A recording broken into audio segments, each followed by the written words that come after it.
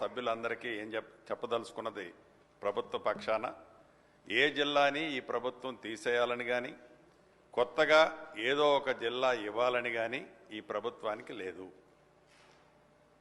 ఉన్న జిల్లాలు ఏ ఒక్క జిల్లాని కూడా ఈ ప్రభుత్వం తీసేసే ఆలోచన లేదు.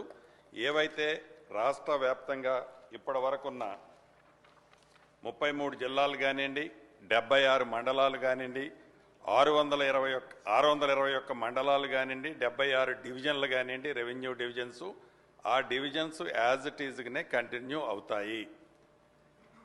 ఏ ఒక్కళ్ళు రాష్ట్రంలో ఉండే ప్రజలు కానీ ప్రజాప్రతినిధులు కానీ ఈ డివిజన్ తీసేస్తున్నామనో, ఆ మండలం తీసేస్తున్నామనో, ఈ జిల్లా మారుస్తున్నామనో ఏదైతే అపోహలు ఉన్నాయో ఆ అపోహలకి ఫుల్ స్టాప్ పెట్టాలని ఈ శాసనసభలో నుంచి యావత్ తెలంగాణ ప్రజలకి, అదే రకంగా ప్రజాప్రతినిధులకి రాష్ట్ర ప్రభుత్వం తరఫున చెప్తున్నాను అధ్యక్ష.